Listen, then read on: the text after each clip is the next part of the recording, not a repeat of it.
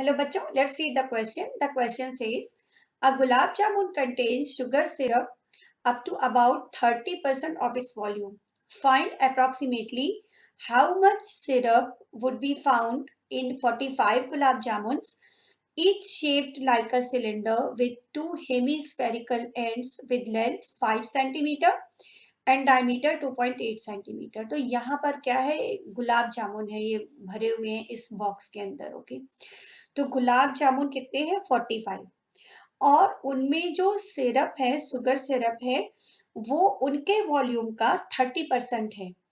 हमें फाइंड करना है कि कितना शुगर सिरप का वॉल्यूम होगा। ओके, तो और गुलाब जामुन 45 है, तो पहले तो हमें हर गुलाब जामुन का निकालना होगा वॉल्यूम, उसके बाद निकालेंगे 45 गुलाब जामुन का वॉल्यूम, और then we can find the volume of sugar syrup. वो 30% होगा उस वॉल्यूम का। ठीक है, तो पहले तो एक गुलाब जामुन पर आते हैं।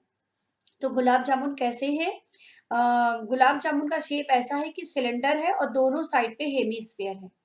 तो कुछ ऐसा होगा गुलाब जामुन, सिलेंडर बनेगा और उसके दोनों साइड पर बनेंगे हेमीस्फीयर। तो पहले हम सिलेंडर बना लेते हैं। ये सिलेंडर बन रहा है अभी। ठीक है, ध्यान रखिएगा, गुलाब जामुन है ये, सिलेंडर का शेप है। सिलेंडर हो गया और दोनों साइड पर बनने हैं हेमीस्फीयर, एक सही हेमीस्फीयर दोनों साइड पर होंगे। तो ये गुलाब जामुन का शेप है। अब इसमें ये दे रखा है डायमीटर 2.8 सेंटीमीटर। डायमीटर दे रखा है 2.8 सेंटीमीटर। रेडियस होती है डायमीटर की हाफ, तो यहां से हम रेडियस निकाल सकते हैं। रेडियस हो जाएगी 1.4 सेंटीमीटर, तो रेडियस आ गई। ये एक हॉरिजॉन्टल लाइन हमने यहाँ पर ले ली। अब लेंथ क्या दे रखी है? लेंथ दे रखी है, टोटल लेंथ 5 सेंटीमीटर। ये पूरा गुलाब जामुन है, लेंथ इसकी ए से बी तक है, तो ये ए बी दे रखा है 5 सेंटीमीटर। ओके, ए बी हो गया 5 सेंटीमीटर और रेडियस 1.4 है ना, ये पॉइंट सी मान लेते हैं, ये पॉइंट डी मान लेते हैं। रेडियस 1.4 है, मींस ए सी और बी डी ये दोनों ही हो जाएंगे 1.4। ए सी भी 1.4 होगा और बी डी भी 1.4 होगा, क्योंकि दोनों साइड ये रेडियस शो हो रही है। तो ए सी और बी डी दोनों हो जाएंगे 1.4 सेंटीमीटर। अब ये जो सिलिंड्रिकल पार्ट है ना, उसकी हाइट हम निकाल लें, क्योंकि हमें सिलेंडर की हाइट की जरूरत पड़ने वाली है।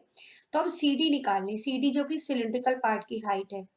तो height of cylindrical part, height of cylindrical part, okay, cylindrical part की हाइट सी डी है।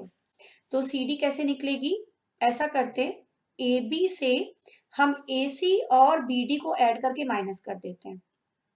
ए सी हटा दिया इससे और बी डी हटा दिया, तो ये आ जाएगी ए बी कितना था 5, और ए सी और बी डी ये दोनों ही रेडियस है ना 1.4 1.4। तो सिलिंड्रिकल पार्ट की हाइट h लिख लेते हैं इसे। तो h आ जाएगा 5 माइनस 2.8, 1.4 1.4 2.8, तो हाइट आ गई 2.2 सेंटीमीटर, ये सिलेंडर वाले पार्ट की। अब हम सिलिंड्रिकल पार्ट का वॉल्यूम निकालते हैं। Volume of cylindrical part, volume of cylindrical part, ये कितना हो जाएगा? सिलेंडर का वॉल्यूम होता है पाई आर स्क्वायर एच। ठीक है, तो पाई की वैल्यू अभी रुक जाते हैं, पाई की वैल्यू रखने के लिए बाद में रख लेंगे, जब सारे वॉल्यूम ऐड करेंगे ना उस टाइम पे रख लेंगे। अभी पाई को पाई रहने देते हैं। रेडियस कितनी है? 1.4 स्क्वायर हो गया और h है 2.2, इसे मान लिया हमने V1 सेंटीमीटर क्यूब। अब निकालते हैं जो हेमिस्फीयर है दोनों साइड, एक हेमिस्फीयर का वॉल्यूम निकालेंगे और उसे डबल कर लेंगे तो दोनों का आ जाएगा। तो अभी एक हेमिस्फीयर का वॉल्यूम निकालते हैं। वॉल्यूम ऑफ ईच हेमिस्फीयर, इसे हमने मान लिया V2। तो हेमिस्फीयर का वॉल्यूम 2/3 पाई आर क्यूब होता है, तो ये हो जाएगा 2/3, पाई की वैल्यू अभी नहीं रखी हमने, और रेडियस तो 1.4 है, 2/3 पाई इंटू 1.4 क्यूब। अब हम निकालेंगे volume of each gulab jamun, volume of each gulab jamun. तो हमें क्या करना होगा, V1 में V2 को डबल करके ऐड कर देंगे। तो V1 कितना है, पाई इंटू 1.4 का स्क्वायर इंटू 2.2, और V2 को डबल करके ऐड करेंगे तो ये 2V2, तो ये 2 सा 4/3 हो जाएगा ना, 4/3 पाई और 1.4 का क्यूब। ठीक है, अब ऐसा करते हैं, पाई की वैल्यू रख लेते हैं। पाई की वैल्यू होती है 22/7, तो ये हो जाएगा 22/7, 1.96 इंटू 2.2 प्लस ये हमारा था 4/3, यहाँ भी पाई की वैल्यू पुट कर लेते हैं, 22/7, 1.4, ये 3 टाइम्स है। ठीक है, नाउ 7 से कैंसिल कर दिया, 0.2 हो गया, और 7 से ये भी कैंसिल हो जाएगा, 1.96, 0.28 आ जाएगा। मल्टीप्लिकेशन के बाद फर्स्ट टर्म में हमें मिलेगा 13.552, और सेकेंड टर्म में मिलेगा 34.496, और अपॉन में ये था 3। ठीक है, अब हम क्या करेंगे, अब हम फिर से यहाँ पर डिवाइड करेंगे सेकेंड टर्म में, और फर्स्ट टर्म को अभी एज इट इज रखेंगे। तो फर्स्ट टर्म को ऐसे ही लिख दिया 13.552, ठीक है, और सेकेंड टर्म को जब डिवाइड करेंगे तो ये आ जाएगा 11.498। ऐड कर लेते हैं, ऐड करने के बाद ये आ जाएगा 25.05 सेंटीमीटर क्यूब। तो ये आ गया हमारा एक गुलाब जामुन का वॉल्यूम। अब हम वॉल्यूम निकाल लेते हैं 45 गुलाब जामुन का। ना वॉल्यूम ऑफ 45 गुलाब जामुन, तो इसमें क्या करेंगे, 45 से मल्टीप्लाई कर देंगे, तो 45 इंटू 25.05, यह आ जाएगा 1127.25 सेंटीमीटर क्यूब।